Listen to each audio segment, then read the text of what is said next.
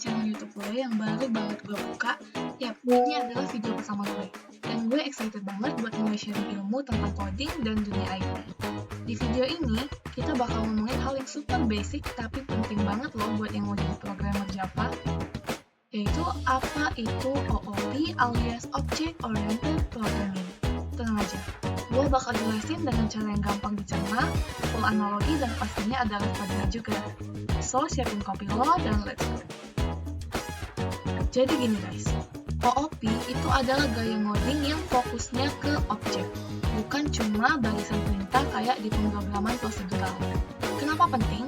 Karena OOP bikin kode kita jadi lebih rapi, reusable, dan gampang di-maintain. Nah, OOP ini punya 4 pilar utama, yaitu encapsulation, abstraction, inheritance, dan polymorphism. Encapsulation itu buat ngejaga data lo biar nggak sembarangan diubah sama orang lain. Abstraction buat ngasih tahu yang penting aja ke user, yang ribet-ribet bakal disembunyiin. Terus inheritance itu kelas anak yang bisa ngewakilin atau nurun sifat dari kelas induknya. Dan yang terakhir itu polymorphism, yaitu satu fungsi yang bisa punya banyak bentuk. Tapi santai, kita bakal ngulik satu-satu di video-video selanjutnya. Hari ini kita fokus dulu ke konsep dasarnya ya. Buat analogi simple, bayangin lo bikin game tentang hewan. Daripada lo ngoding satu-satu kayak burung, kucing, anjing, dari nol, lo cukup bikin satu kelas hewan. Terus semua hewan lain tinggal nurun dari situ. Gampang kan?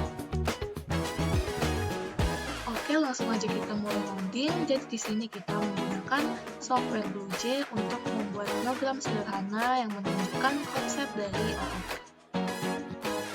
Baik, dari sini kita bisa membuka project. Dan di sini kita bisa membuat project baru atau membuka project yang sudah kita buat.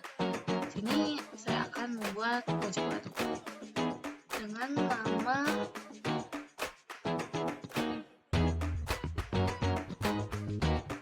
Anggun 1.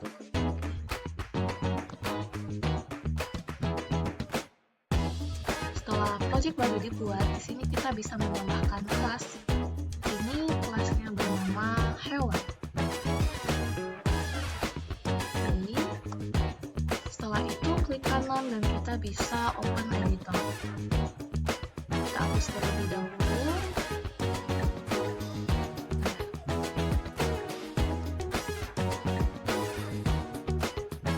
Oh iya, tadi saya lupa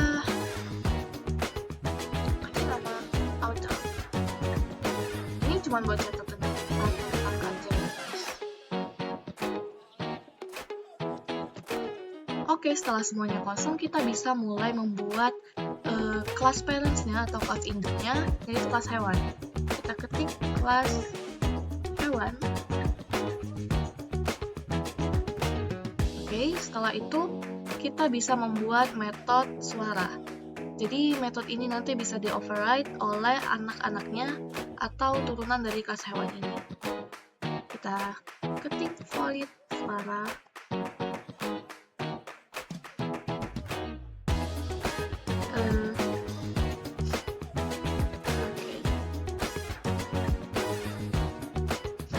Selanjutnya kita akan menambahkan kode agar ada output default yang dapat dikeluarkan oleh metode suara dari kelas hewan ini. Jadi untuk kodenya itu system out print learn. Nah, di sini kita bisa menambahkan sesuka hati mau teksnya bagaimana. Di sini saya akan menambahkan hewan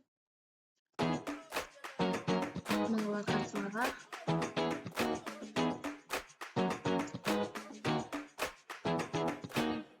Oke.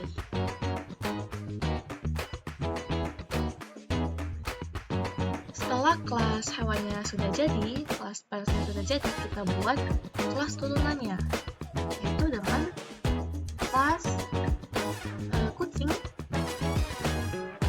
extends hewan.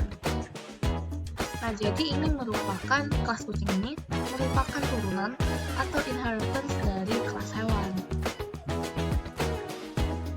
Jadi sifat-sifatnya dapat mewarisi dari kelas hewan ini. Di sini kita tambahkan void suara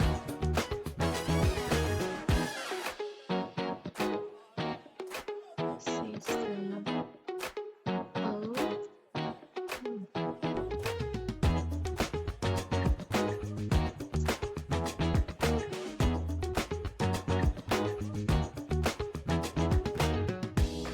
Untuk suaranya, di sini kita tambahkan suara kucing, yaitu meow.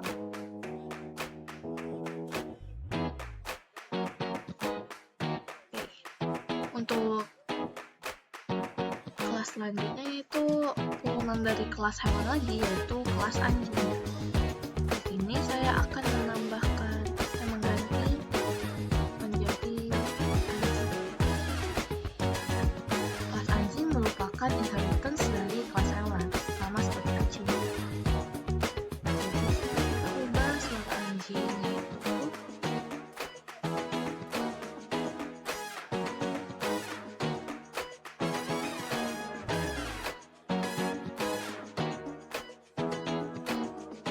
di sini terdapat error.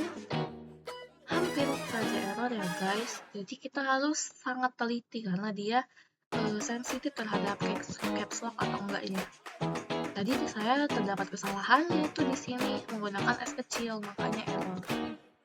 Kita harus lebih hati-hati ya. Oke, kita lanjut.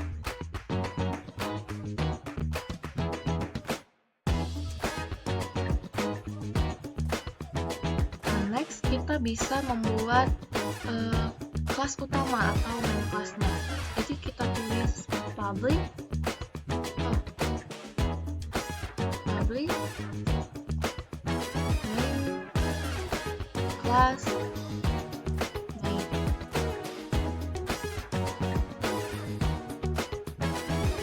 Jadi ini kenapa public? Agar kelas main ini bisa diakses oleh setiap kelas sebelumnya ini, ada kelas hewan, kelas kucing, anjing ini bisa mengaksesnya. Selanjutnya kita buat di sini terdapat metode void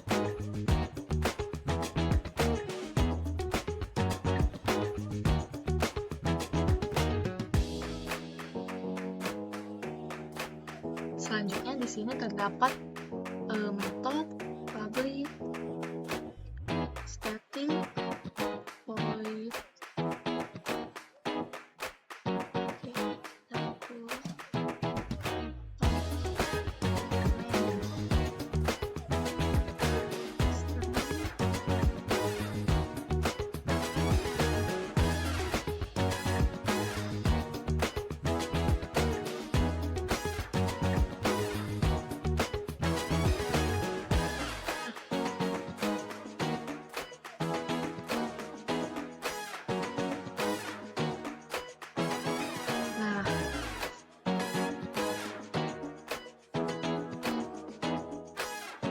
Jadi public class main ini merupakan kelas utama tempat main berada, tempat kode utamanya berada.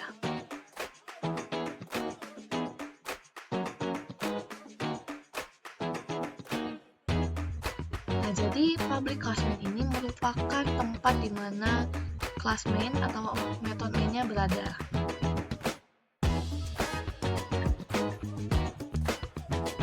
Jadi public class main ini merupakan tempat di mana metode mainnya berada.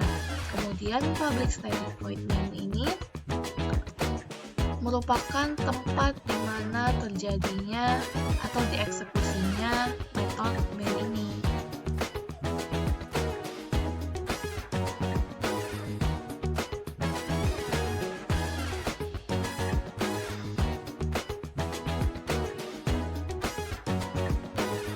Selanjutnya kita akan membuat objek H1 dari kelas kucing, tapi tipenya tetap tipe hewan.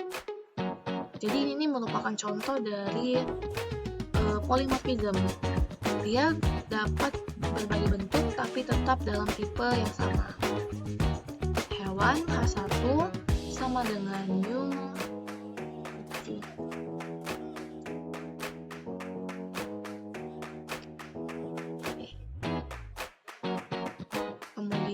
kita buat untuk H2-nya sama dengan new anjing.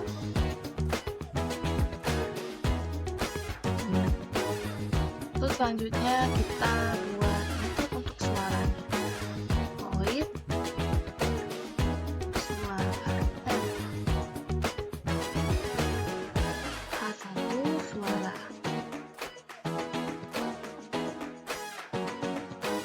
H2 suara.